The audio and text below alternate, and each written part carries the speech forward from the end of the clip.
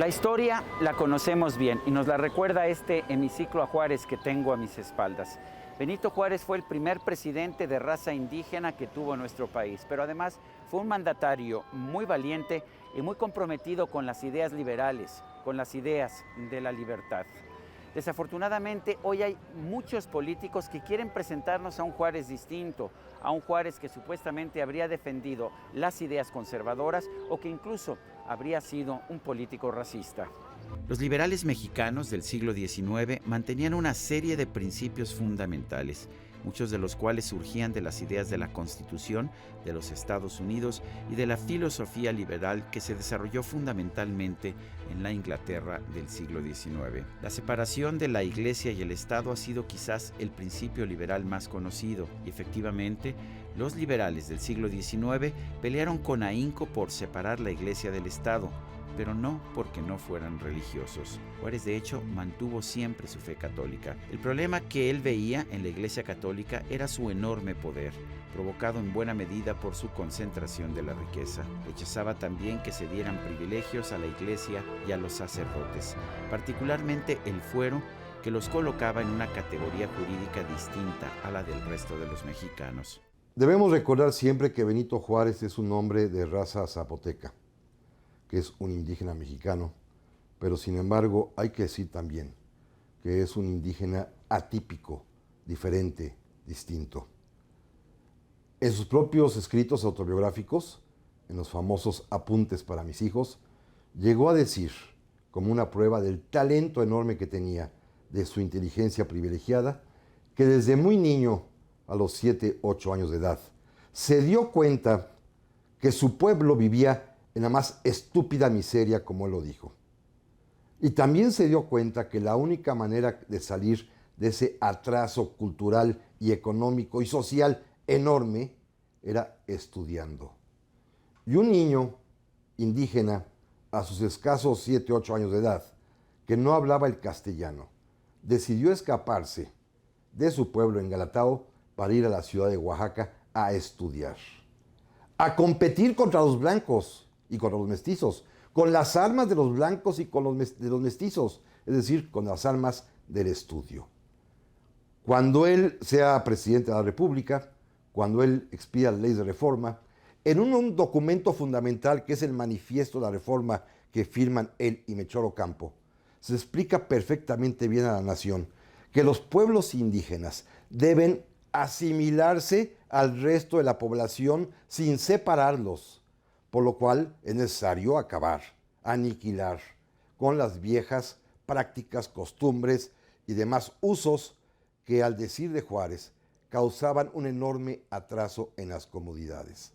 Simple y sencillamente se trataba de incorporarlos al desarrollo nacional como ciudadanos, como él mismo lo fue. Los liberales sostenían que todos los ciudadanos debían tener los mismos derechos ante la ley. No debía haber fueros especiales ni para la iglesia ni para los sacerdotes, tampoco para distintas razas o grupos sociales. La igualdad de los ciudadanos era el precepto fundamental del liberalismo. Juárez había sufrido vejaciones y discriminación por ser indígena y sabía que solo en un país en el que todos fueran iguales podría haber mayores oportunidades de prosperidad para los indígenas. Los conservadores, en cambio, defendían no solamente mantener los privilegios de la Iglesia, sino dejar a los indígenas en reservaciones, en comunidades con leyes especiales, sin tener la posibilidad de vender sus tierras, bajo una protección de la Iglesia y el gobierno. No consideraban a los indígenas como seres humanos capaces de tomar sus propias decisiones.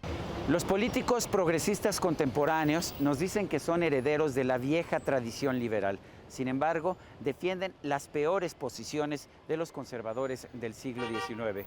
Por ejemplo, estos progresistas han descartado ya el respeto al principio de que la ley y el derecho se deben aplicar a todos por igual. Ellos sostienen que la gente debe tener un trato distinto de la ley dependiendo de su raza.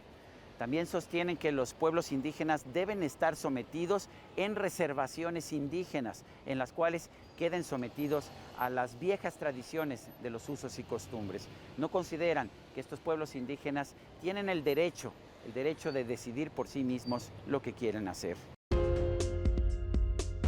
Es muy común que los políticos de hoy se refieran con respeto a Juárez y a los liberales, o que pongan su retrato en lugares prominentes de sus oficinas. Estos mismos políticos, sin embargo, han cambiado la Constitución mexicana para crear un sistema político en el que ya no todos los ciudadanos somos iguales. El artículo 2 de la Constitución, que reconocía en un principio que México era una nación única e indivisible, ahora ha sido enmendado para decir que México es un país pluricultural, lo cual en principio no es problema, pero señala además que los pueblos indígenas tendrán sus propias instituciones sociales, económicas, culturales y políticas, con un territorio y autoridades propias de acuerdo con sus usos y costumbres. Las comunidades indígenas tendrán además derecho a la libre autodeterminación. Para Juárez y para los liberales, que son profundos creyentes, fidelísimos de las doctrinas económicas clásicas del liberalismo, particularmente de Adam Smith y sus continuadores, la base del desarrollo, la base del progreso, el motivo del crecimiento es el esfuerzo individual. Y para ese momento en México había 3 tipos de bienes: los que estaban en poder de los hacendados, los que estaban en poder de la iglesia y los que estaban en poder de las comunidades indígenas, que es lo importante. Hay que aclarar que entre los bienes eclesiásticos y los bienes de los pueblos de indios ocupaban 2/3 partes del territorio nacional, y había que crear una clase productora que hiciera trabajar esas tierras.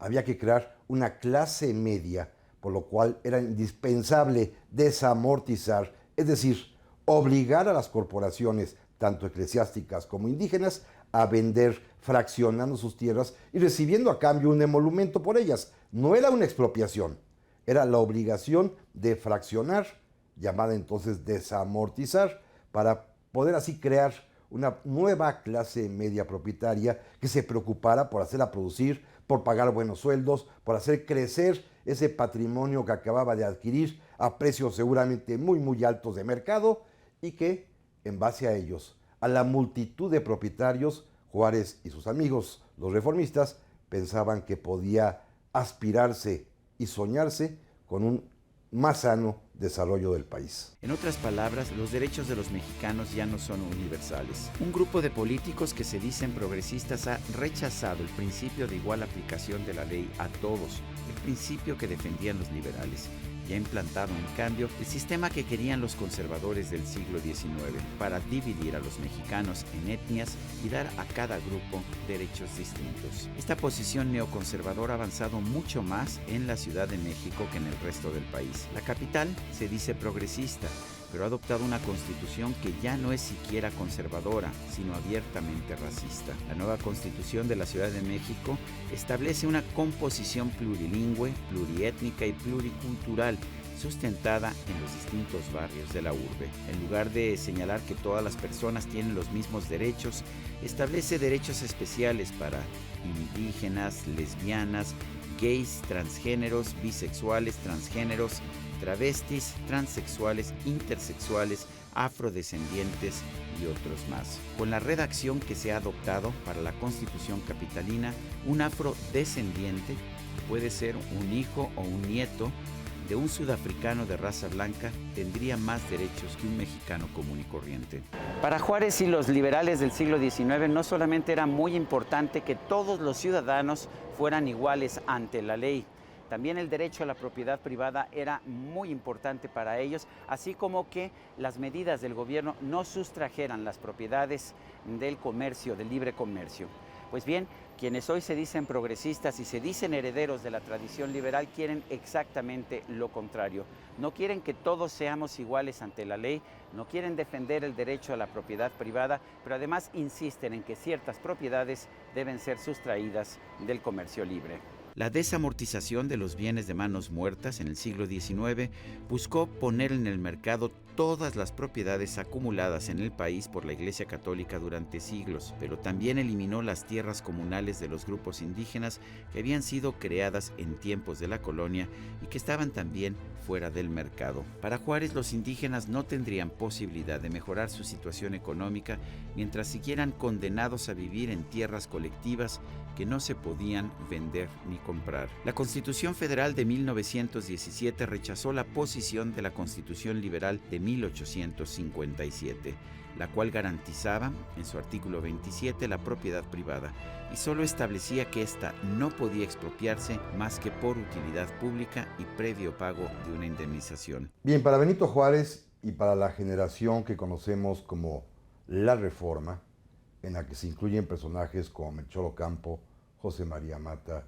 Ignacio Ramírez el Nigromante, Guillermo Prieto y muchos otros mexicanos más, tenían que reformar y modernizar al Estado mexicano que estaba hasta ese momento atenazado por los fueros. Es decir, por esa posibilidad, por esa hipótesis que permitía que cada quien, según las credenciales, según la condición, según su propia naturaleza, cuna, oficio, desempeño o actividad, fuese juzgado por tribunales especiales bajo leyes especiales.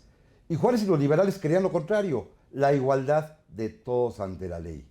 Sin embargo, hay fueros que son sumamente importantes por el poder intrínseco que tenían, como el eclesiástico, como el militar, pero también el fuero de indios.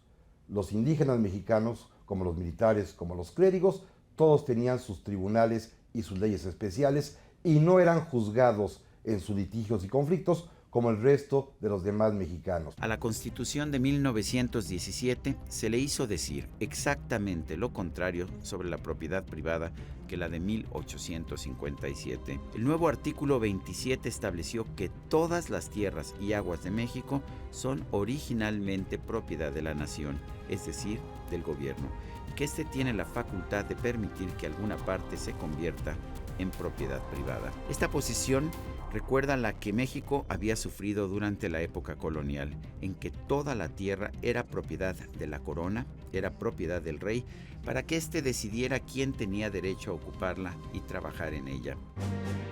Otro punto que habría irritado sin duda a Juárez y a los liberales ha sido la decisión de los políticos mexicanos de colocar en la Constitución Federal el principio de que los indígenas, en lugar de tener todos los derechos que les corresponden por ser ciudadanos mexicanos, deben vivir de conformidad con los usos y costumbres de sus comunidades. Muchos de estos usos y costumbres son simplemente abusos de caciques que extraen trabajo forzado de los miembros de la comunidad y que no aceptan la igualdad de derechos de los hombres y las mujeres. Benito Juárez fue uno de los personajes más extraordinarios de la historia mexicana.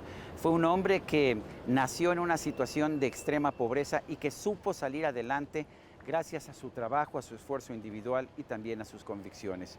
Fue un hombre que siempre defendió los principios fundamentales del liberalismo, esto es, la igualdad de todos ante la ley, la propiedad privada y el libre comercio. Lo que da coraje el día de hoy es ver a tantos admiradores o tantas personas que se dicen admiradoras de Juárez y que sin embargo están tomando medidas exactamente contrarias a las que él defendió. Políticos que nos dicen que son progresistas y que en realidad no son más que neoconservadores. Yo estoy seguro que si Juárez viviera hoy, los estaría combatiendo con todo su ahínco. Yo soy Sergio Sarmiento y esto es 13 en Libertad.